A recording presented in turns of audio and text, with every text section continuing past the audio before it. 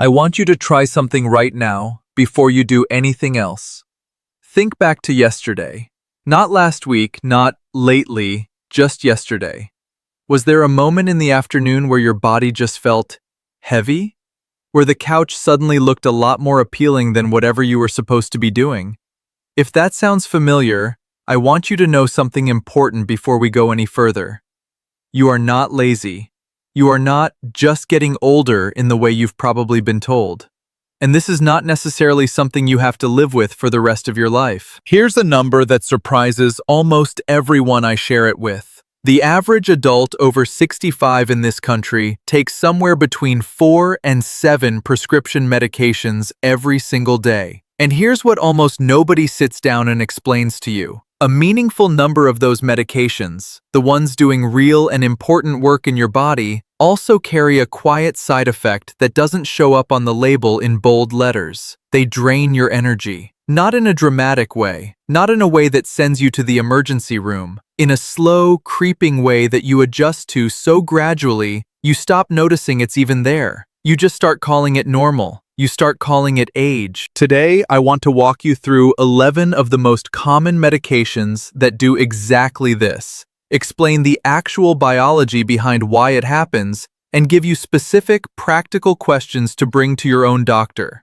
I want to be extremely clear about something right from the start. This video is not telling you to stop taking anything. It is giving you the information to ask better questions.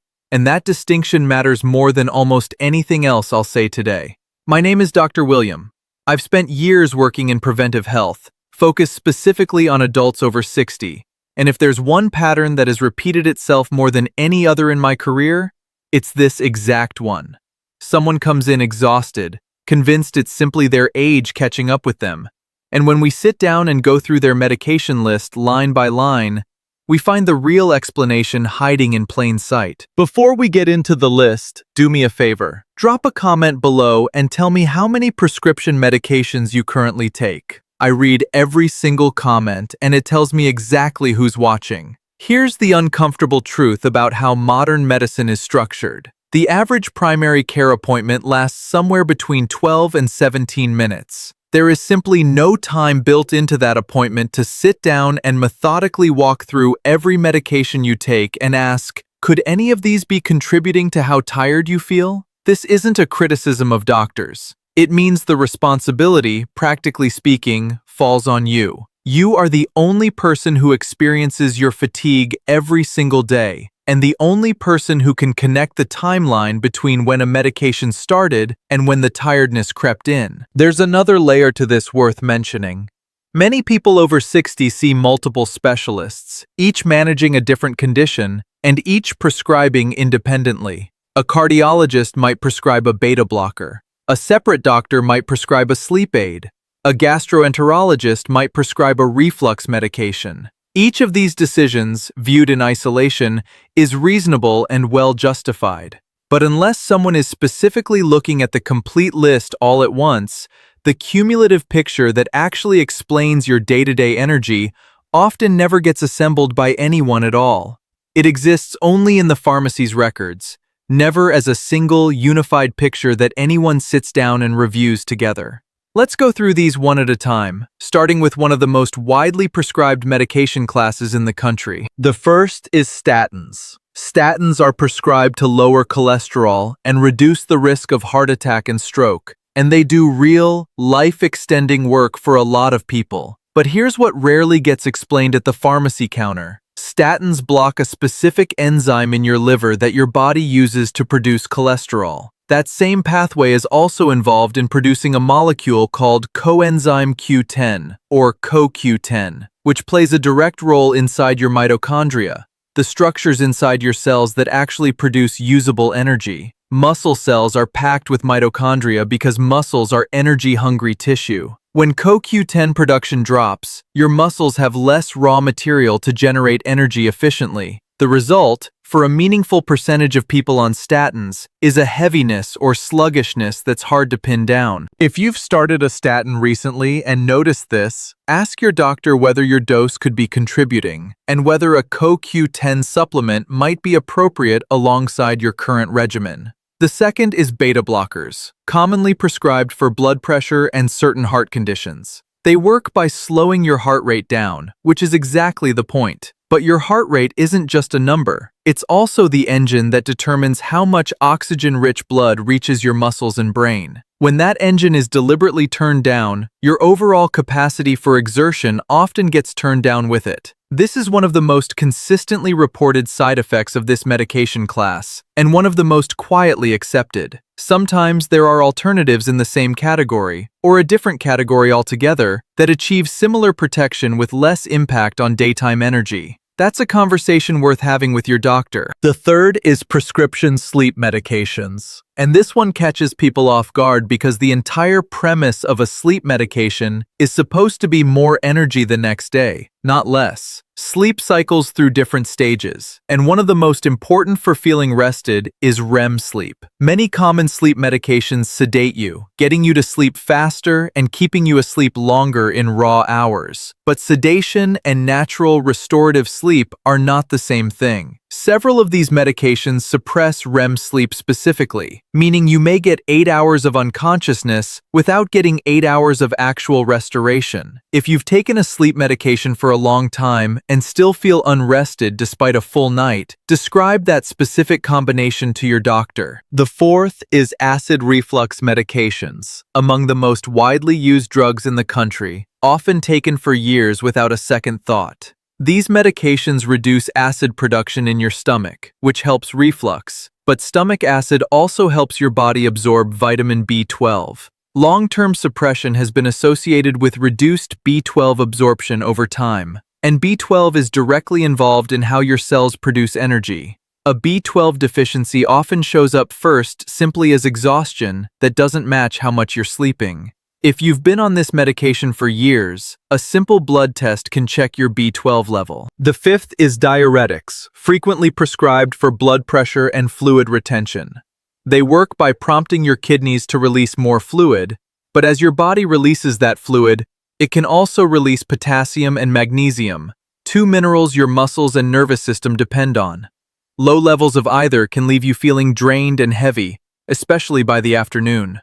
A simple blood panel can check both, and if either is low, your doctor can recommend dietary changes or supplementation without changing your diuretic dose. The sixth is antihistamines, easy to overlook because so many are available over the counter. Older generation antihistamines cross into your brain and block histamine receptors there too. And histamine plays a role in maintaining wakefulness. The result is a sedating effect many people don't attribute to the medication, especially if they've taken it for years for allergies and consider it just routine. Newer generation antihistamines were designed to minimize this effect, providing similar relief with far less drowsiness. It's worth asking your doctor or pharmacist whether a newer option might work just as well. The seventh is benzodiazepines, commonly prescribed for anxiety or sleep. They enhance the effect of a calming neurotransmitter in the brain, producing their sedating effect.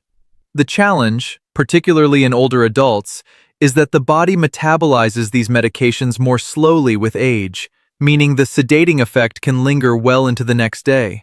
Long-term use has also been associated with persistent mental fog that some people don't connect back to the medication because they've taken it so steadily for so long.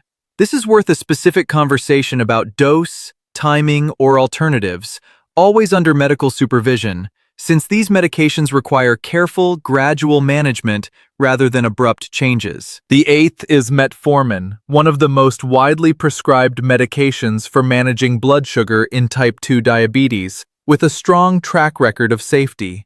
But long-term metformin use has been associated with a gradual reduction in vitamin B12 absorption, similar in outcome to what we discussed with acid reflux medications, though through a different mechanism. Because metformin is often taken for years or decades, this effect can accumulate slowly and quietly, and the fatigue is often mistakenly attributed to blood sugar fluctuations themselves, when the actual driver is the vitamin deficiency running alongside it. If you've taken metformin for several years, a periodic B12 check is reasonable to ask for. The ninth involves a broader category called anticholinergic medications, which includes certain medications for overactive bladder, certain older antidepressants, and some medications for nausea. These work by blocking a neurotransmitter called acetylcholine, which plays a role in alertness and cognitive clarity. The cumulative effect of taking more than one medication from this category at the same time has been associated with increased fatigue and brain fog, even when no single medication alone seems significant. This tends to increase with age because the body becomes more sensitive to these effects over time. If you're taking more than one medication in this broad category, it's worth asking a pharmacist specifically to review your full list for this cumulative effect. The 10th is opioid pain medications. For people managing chronic pain, these can be an important part of treatment, but their sedating effect is well known and significant. They work directly on receptors in the brain that influence both pain perception and alertness. So the same pathways that dull pain also tend to dull overall wakefulness. Beyond direct sedation, chronic opioid use has also been associated with disrupted sleep, meaning fatigue can come from two directions at once.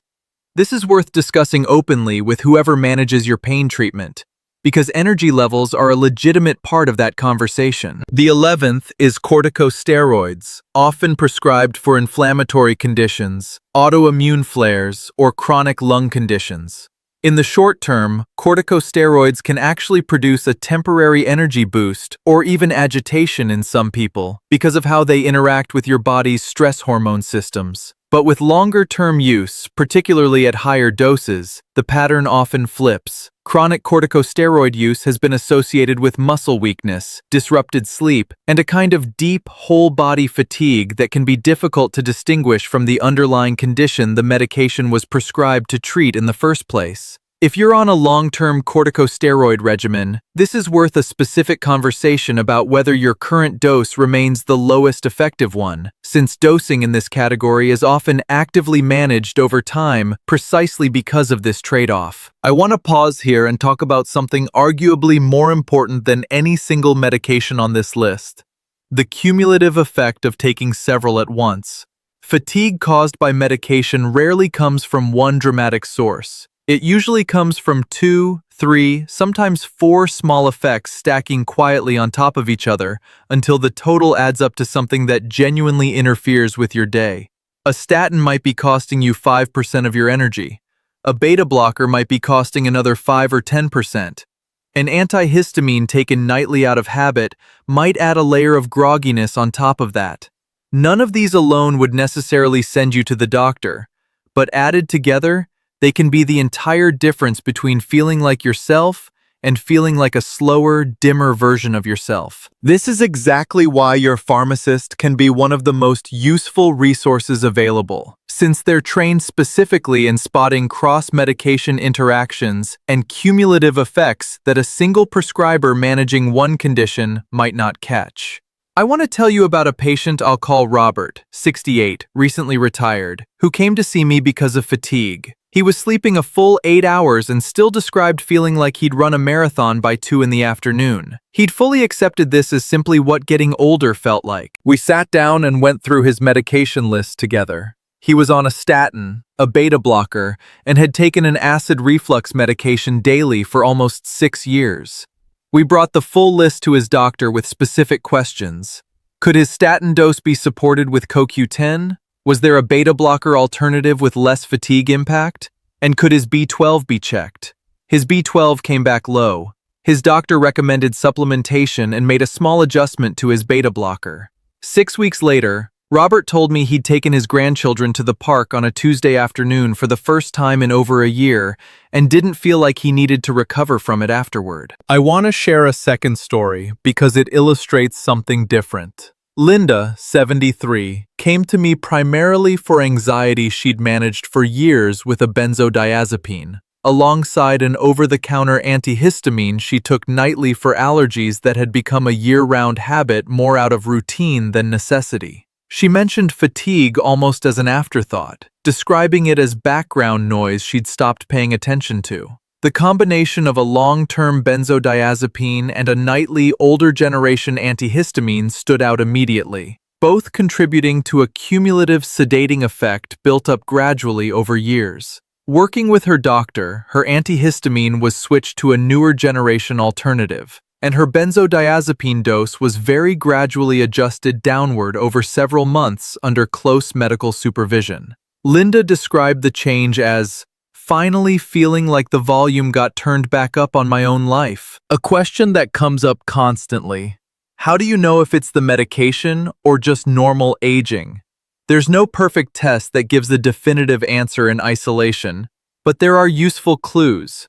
Normal age-related tiredness tends to be gradual and doesn't usually have a clear starting point.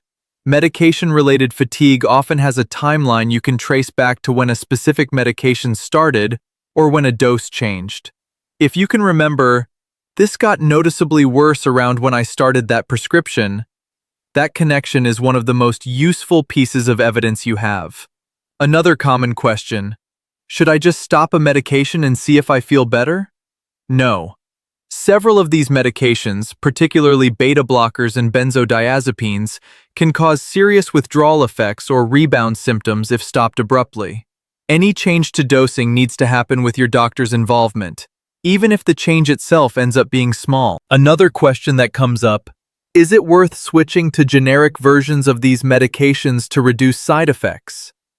Generic medications generally contain the same active ingredient at the same dose as their brand name counterparts, so switching to generic alone wouldn't typically change the fatigue-related effects discussed today, since those effects come from the medication itself, not from whether it's branded or generic. A few terms I've used are worth being clear on because understanding them helps you have a more precise conversation with your own doctor. CoQ10 is a molecule your cells use directly in generating energy, particularly important in muscle tissue, and it can be reduced by statin use. REM sleep is a specific stage of sleep associated with restorative brain function, which can be suppressed by certain sleep medications, even while total sleep time appears normal. Anticholinergic burden refers to the cumulative sedating and cognitive effect of taking multiple medications that block acetylcholine, even when no single medication alone seems significant. Half-life is the time it takes for half of a medication dose to be cleared from your body, and a longer half-life means more of the medication and its effects linger into the next day. One last question worth answering: should you worry if you go through this entire list and nothing seems to apply? Not at all. Some of you will find nothing here that fits, and that's a genuinely useful outcome too, because it means you can rule out an entire category of explanation and look elsewhere with more confidence. Whether that's sleep quality, activity levels, nutrition, or something else worth exploring with your doctor. I need to be very clear about something. Nothing in this video is permission to stop taking any of these medications on your own. Every one of them serves a real medical purpose, and stopping suddenly, particularly with beta blockers or benzodiazepines, can be genuinely dangerous. This video exists to give you better questions to bring into the room with your doctor, not to replace that conversation. I want to explain something that ties every medication on this list together. Your body's ability to process and clear medications depends heavily on your liver and kidneys, and both naturally become somewhat less efficient with age, even in people who are otherwise healthy. What this means practically is that the exact same dose of the exact same medication that was processed quickly at age 45 may linger longer and build up to higher effective levels at age 70, even though the prescription hasn't changed at all. This is part of why so many of the fatigue-related effects we've discussed tend to become more noticeable later in life, not because the medications changed, but because your body's relationship with them changed. This is exactly why doses that worked perfectly well for years sometimes need to be revisited as a person moves through their 60s, 70s, and beyond. I want to give you some specific language you can use almost word for word to make conversations with your doctor as productive as possible in a limited appointment. For statins, you might say, I started feeling more fatigued and heavy in my muscles after starting this medication. Could this be related to CoQ10? And would it make sense to check my levels or consider a supplement? For beta blockers. I've noticed a significant drop in my energy since starting this. Are there alternatives that might control my blood pressure with less impact on my energy? For sleep medications. I'm sleeping a full night but waking up feeling like I haven't rested. Could this medication be affecting my sleep quality? For acid reflux medications or metformin. I've been on this for years. Can we check my B12 levels? For diuretics. My energy drops noticeably by the afternoon. Could this be related to potassium or magnesium loss? And can we check those levels? For any combination of sedating medications, can we do a full review of everything I'm taking to see if there's a cumulative sedating effect I should know about? Notice that none of these scripts ask the doctor to stop a medication outright. They all ask for information, a check, a comparison, or a conversation. That framing tends to be received very differently than walking in and saying, "I want to stop this," because it invites collaboration rather than putting the doctor on the defensive. I want to address something directly because I know the moment CoQ10, B12, potassium, or magnesium come up, some of you are already thinking about heading to the pharmacy today to buy supplements for all of them. I'd ask you to slow down slightly. Supplements are not risk-free, and more is not automatically better. Potassium in particular, if you supplement without knowing your actual levels, can be genuinely dangerous in the wrong direction, especially if you're already taking certain blood pressure medications. This is exactly why testing first matters so much. A simple blood panel tells you whether you're actually low in something, and by how much, which then tells you and your doctor exactly what an appropriate correction looks like.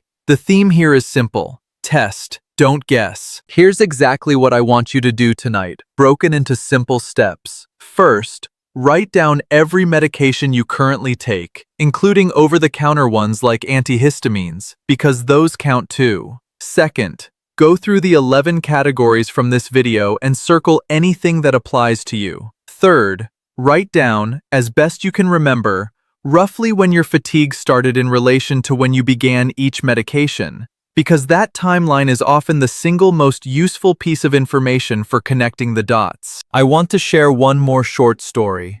Carlos, 65, newly diagnosed with type 2 diabetes and started on metformin around the same time he also began a diuretic for mildly elevated blood pressure. Within a few months, he described a heaviness in his legs and a mental fog he hadn't experienced before, and he assumed it was simply his diagnosis getting to him. A blood panel revealed both a developing B12 deficiency, related to the metformin, and mildly low potassium, related to the diuretic. Both were corrected through supplementation and dietary adjustments his doctor recommended, without any change to either core medication. Within weeks, the fog and heaviness Carlos had attributed to dealing with diabetes resolved substantially. I want to clear up a few misconceptions I hear constantly in comments on videos like this one.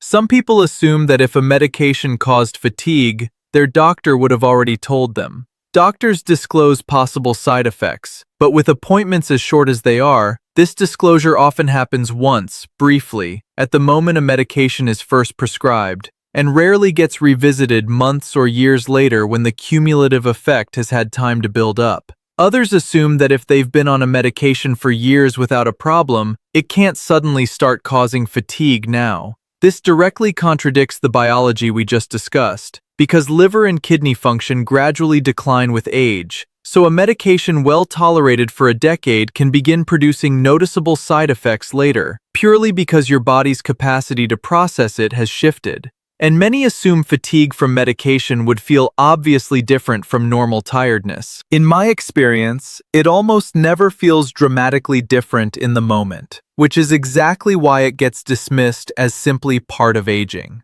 The clues are usually in the pattern and the timeline, not in the felt quality of the fatigue itself. I also want to address access and cost, because I know not everyone has the same easy path to doctors or testing. Many community pharmacies offer free or low-cost medication reviews, and you don't need a referral to ask.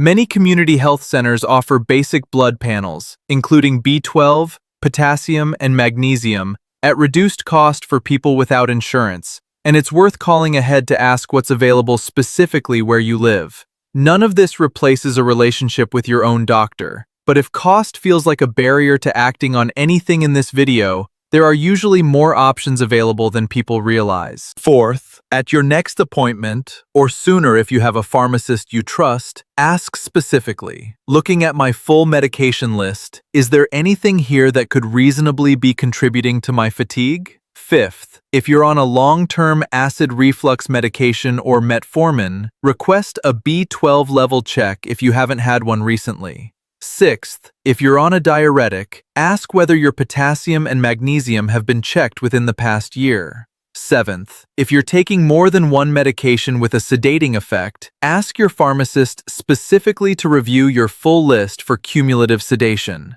Eighth, keep a simple daily log for at least a month, rating your energy from 1 to 10 each morning alongside what you took, so you have written evidence rather than relying on memory. Ninth, if you're on a long-term corticosteroid, ask your prescribing doctor whether your current dose remains the lowest one that still effectively manages your condition. 10th, regardless of what you find, continue your log for at least a few weeks after any change is made, so you have a clear, written before and after comparison, rather than relying on a general impression weeks later. None of these steps require you to change anything on your own. All of them simply require you to ask better, more specific questions than, "Why am I so tired?" Because specific questions tend to get specific, useful answers. One more practical note before we close.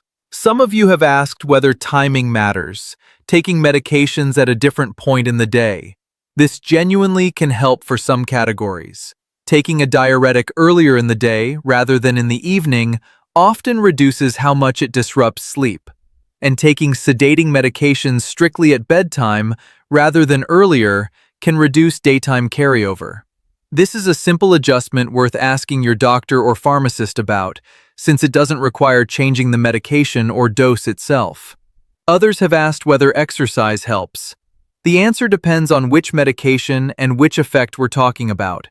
For medications affecting muscle energy production, like statins through the CoQ10 pathway, gentle, consistent movement often helps maintain muscle function even while the underlying issue is being addressed. For medications causing grogginess, light morning activity, even just a short walk, can sometimes help counteract some of that fog more effectively than simply waiting for it to pass. I want to leave you with one final thought. Fatigue is one of the most commonly dismissed symptoms in all of medicine.